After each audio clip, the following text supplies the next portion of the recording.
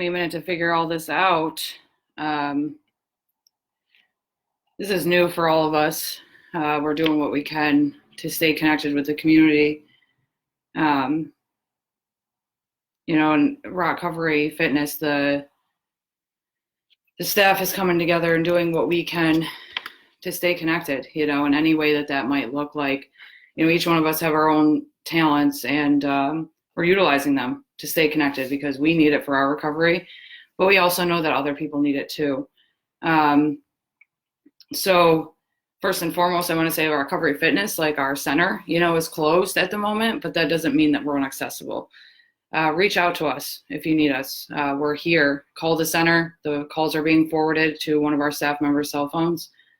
Reach out to us on Facebook, social media, use it. The luxury of today is that we have that option. And also give us suggestions.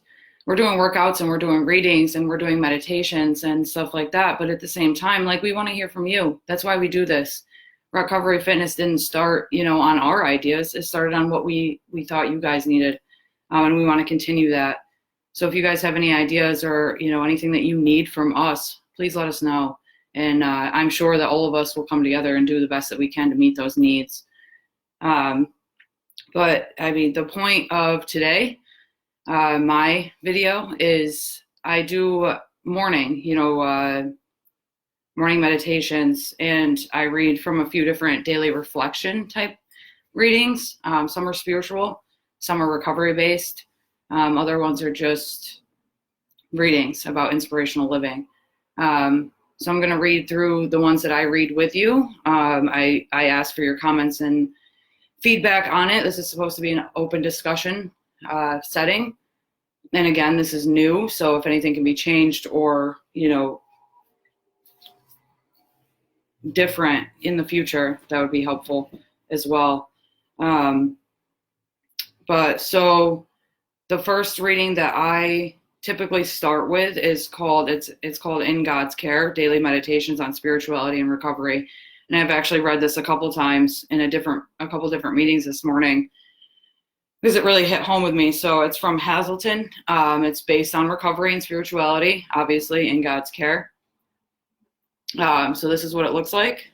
Actually, my best friend bought this for me last year at a convention, and I've used it every day since then. Shout out to Chelsea. But today's reading, March 18th. The most exhausting thing in life is being insincere.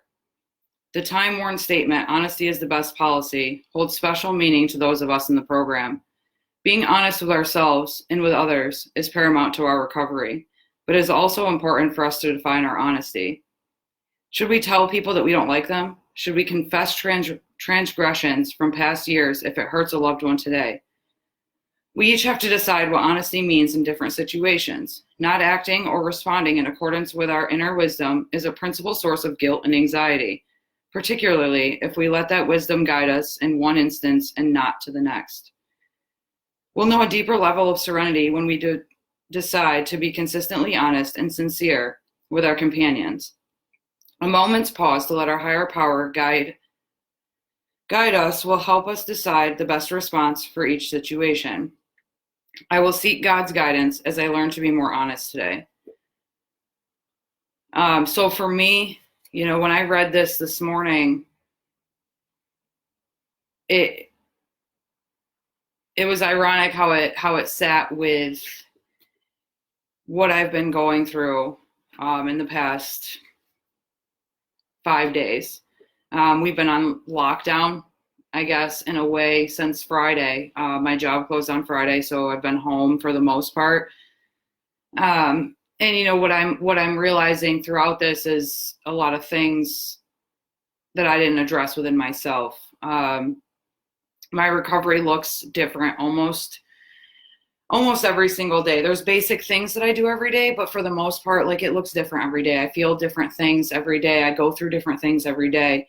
But one of the common factors is honesty, and I reading this today and reflecting on it and talking about it, I thought about it. And for me, it's really honest. It's really easy for me to be honest with the people in my lives, or in my life, with my best friend and with my sponsor. it's easy for me to call you and just start talking, and things come flying out of my mouth and I don't even realize them. But at the end of the day, like, it's really hard for me to be honest with myself. And I didn't know that that was possible, I guess. I've been doing this for a while, recovery, and I know a lot about recovery, but at the same time, I'm a really good manipulator, and what that looks like for me is like, I'm good at telling myself these lies and convincing myself of them. So what I shared about this morning was I I don't want to pick up a drug or a drink today. That's not necessarily it. But I definitely lie to myself and tell myself I'm okay. Tell myself that I know what's best. Tell myself that what society says and what AA says is what's best for me today. And the truth is that, like, that might not be the case. That might not be the case today. So really coming down to reflection of, what did I say? Not acting or responding in accordance with our inner wisdom is a principal source of guilt and anxiety. And I've been going through a lot of anger and anxiety and guilt and shame lately. And what that is it's the source is me not being honest with myself. And I think a lot of us as alcoholics and addicts do that. We convince ourselves of this truth that we primarily tell other people, but at the same time, we're telling ourselves, and for me, I'm most honest when I am talking to another human being, when I'm meditating. Like, those are the times that I'm most honest, like when I sit down in the morning to do these readings and get an intention card for the day. What happens for me is I put everything to the forefront of my mind, and I, everything that is bothering me per se, and things that pop up, like this morning, names that pop up or situations that pop up aren't necessarily what I think is really going on a daily basis. And then I get answers from my higher power throughout the day, or in my intention card, or in readings. And, it really shows me myself. It really shows me myself. And then also, like I said, when I'm talking to another human being, like I'll be talking, and this, I've talked about this numerous times, but I'll be talking to people and I'll say things, and I catch myself in that instant and I stop talking, and I'm just like, wow, I can't believe that just came out of my mouth, because what that is my higher power, again, working through me and giving my truth, when I was incapable of doing so myself. Again, because we are so good at convincing ourselves, we in our addiction, the disease of addiction, like, we convince everybody else of certain things. And I don't think we realize how much we're convincing ourselves, how much we believe ourselves. And in reality, if we take a step back, meditate, talk to people, we might realize that that's not true, Feeling versus facts, which are which? Hi, Chelsea. What is my intention cards for today? So I found that ironic. I do intention cards. These are what these look like on a daily basis. There's a little box, and inside of it are these cards. And what it suggests for you to do is meditate for 5 minutes or so. Give yourself a little bit of let feelings and vibes flow through you. Give yourself over to the universe, God, whatever you want to call it. And for me, what I do is I put things to the forefront of my mind. And today it looked like a few different names. Coronavirus, isolation, those things were the forefront of my mind. And I flipped through the cards for a little while, kind of shuffle them, and just hold on to them and let, like, whatever feelings I'm feeling go through them. And then I randomly pick one, and mine today was, to answer your question, Chelsea, communication. That's what it says. And I'll keep this like this all day long. It's on my coffee table with everything else recovery related. And I see it throughout the day, And what this says for me today, it's kind of funny, like how it correlates with the reading from In God's Care is, I'm going through a lot of things where I'm not necessarily being honest or talking about the things that are going on with me. And communication came up, ironically enough. There's probably 100 cards in here, and somehow that's the one that came up in correlation with the reading and with everything that I've been feeling lately with not being honest with myself, not talking to God, not being honest 100% with my supports. So yeah, communication, which is another piece also of what I'm doing right now. Being on live video feeds with everybody watching me and all of these things, it's one of my friends touched on it this morning. It's connection and it's honesty and it's putting myself out there, because without all of this stuff, I wouldn't be sober today, and if you would have asked me a year ago if this was what I was going to be doing today, I would have told you were crazy, but this is what we do as a community, as an organization, as a support network, to keep ourselves on the right path and out of this madness that exists up here. Because again, relating to that reading this morning, I can convince myself of anything, anything. And I think I'm just finally starting to realize that. So if nobody has any comments or concerns on the first reading, I'll move on to the next one. Okay.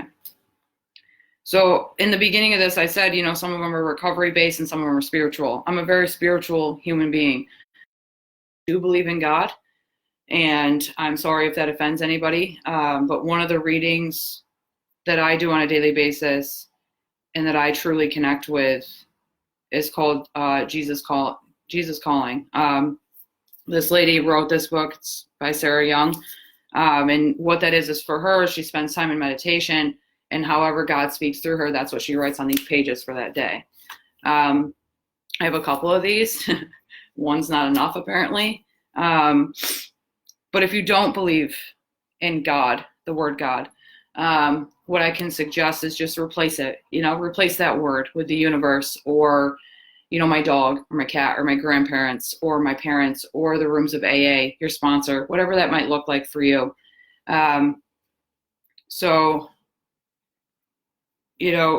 Also touching on that spirituality is, when I first came into these rooms, I believed in God, and I was Catholic and I was religious and I went to church and I did all that stuff. And for me, over time, that's changed a lot. I still believe in God himself as a human being, as a person. But my spirituality looks a lot different today.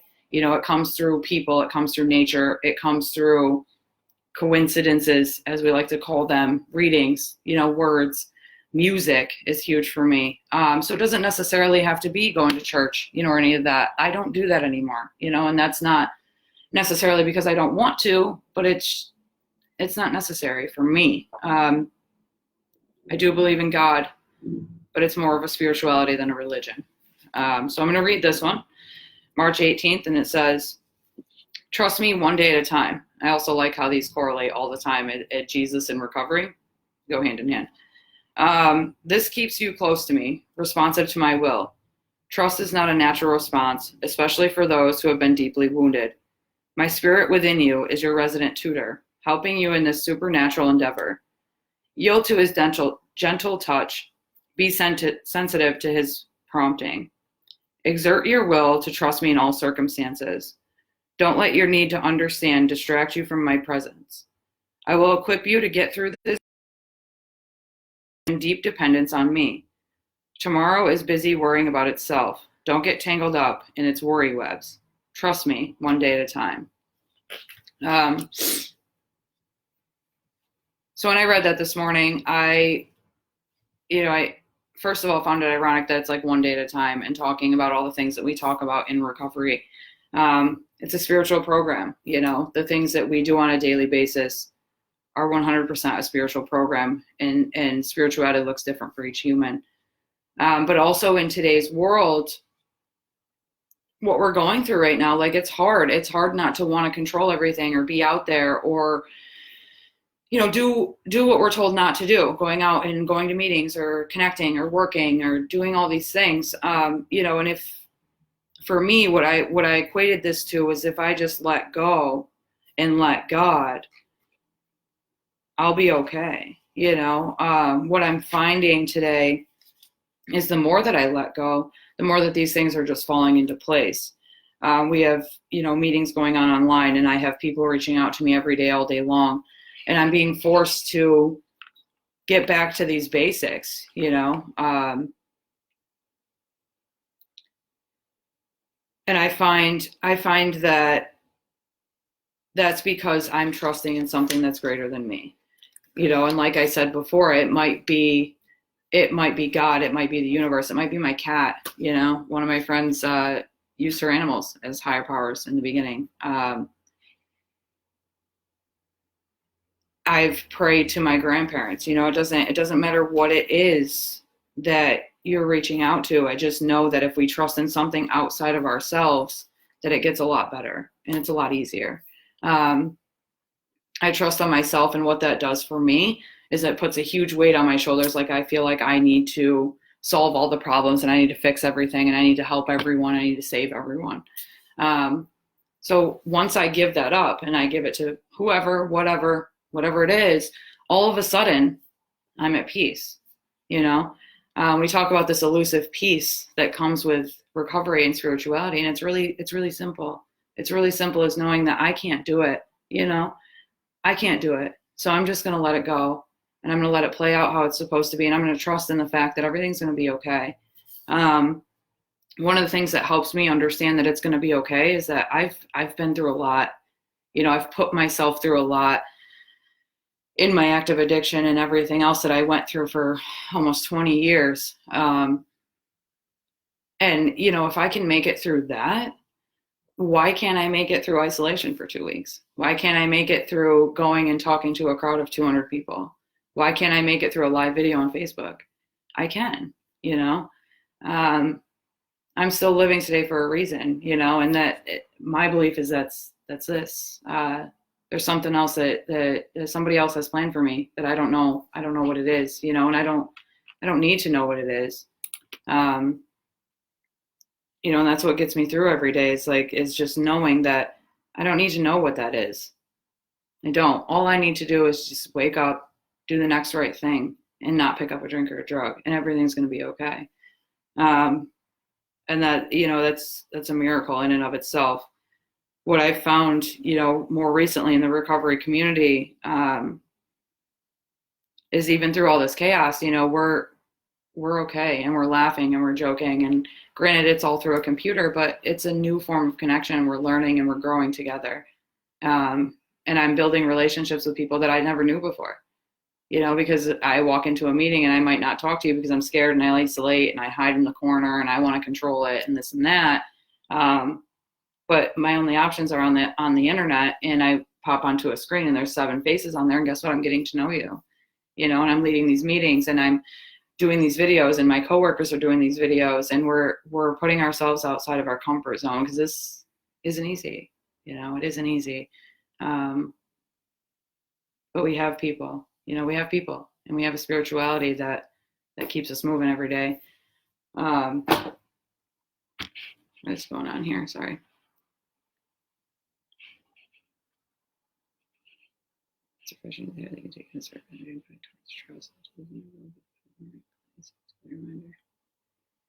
Lisa was talking on here. She was talking about taking control and avoiding admitting powerlessness. And one of the things that I've realized too throughout this whole thing is it's a whole new lesson in admitting powerlessness. We have no control on what's going on out in that world. We have no control over them telling us that we can't leave our house for a few weeks. We have no control over work shutting down, stores shutting down, groceries being out of stock, all of these things, so it brings us back to the basics of knowing that we're powerless, and it doesn't just stop at alcohol and substances. It's a much greater scale than that. One of my friends told me once about a hula hoop. Put a hula hoop around your body.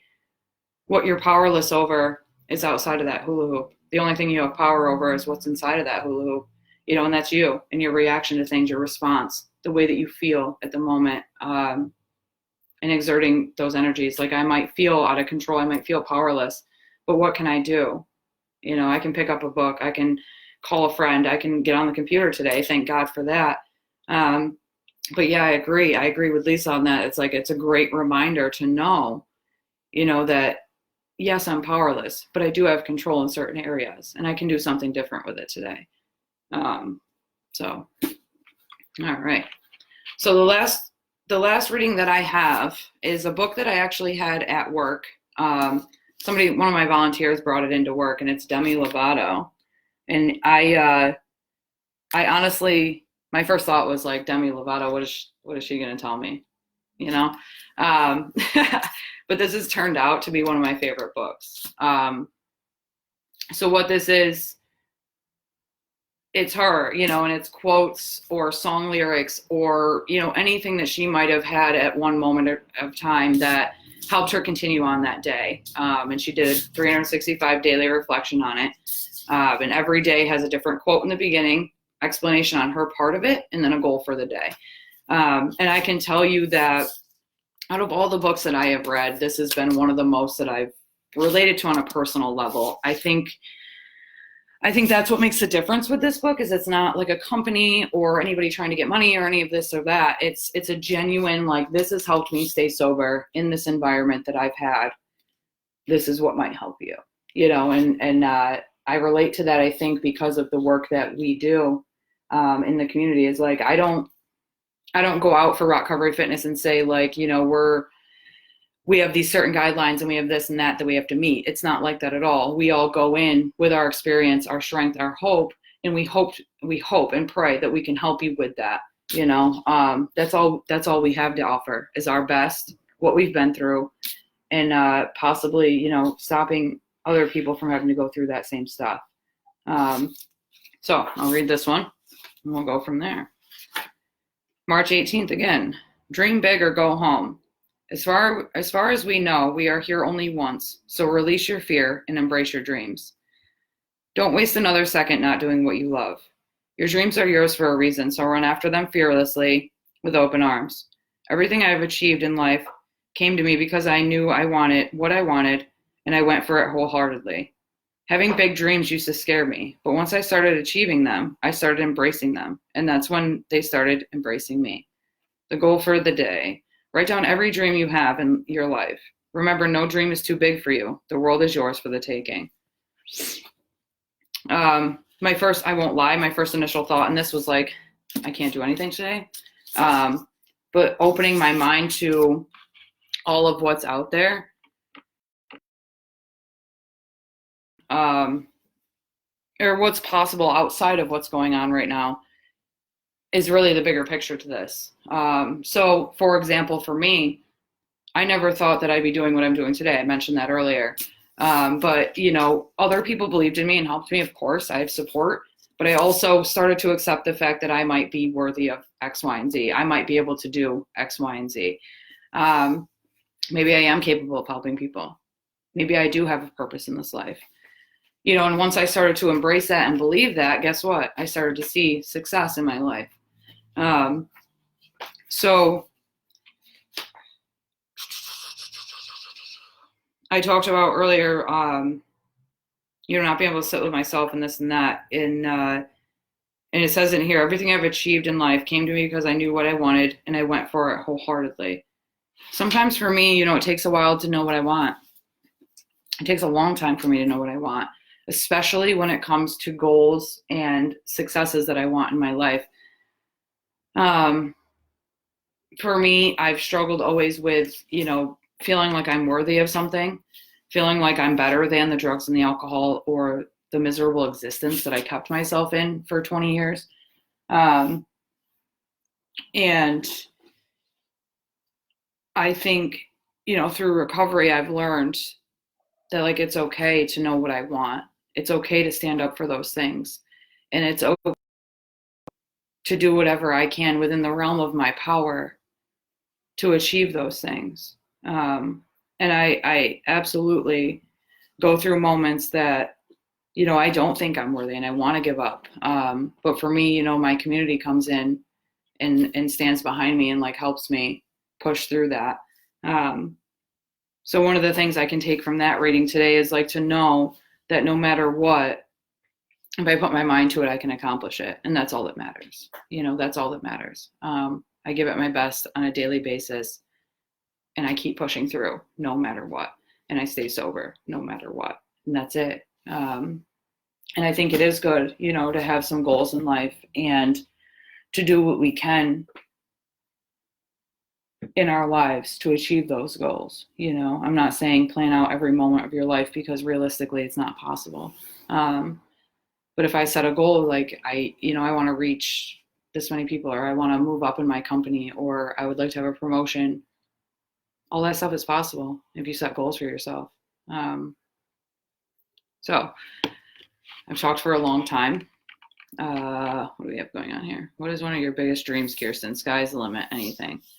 One of my biggest dreams. I don't know how a lot of other people feel about this, but I want to start out ROCovery in more areas of the world. Right now, that's what it's turned into. And again, if you had asked me X amount of time ago, I never would have believed that would be the case. But that's one of my biggest dreams today. This program in recovery has changed my entire life, and I would love nothing more than to take it more places and get a wider span on everything. We only hit a couple areas of New York State, and it would be a dream come true to take it to a different state, a different part of the country, and give people this gift that we have, because I know what it did for me, and really that's one of my biggest focuses today. I've kind of stopped worrying about a lot of other things. Work is my focus, and it's not because it's work, it's because it's my passion. And again, I know what it did for me.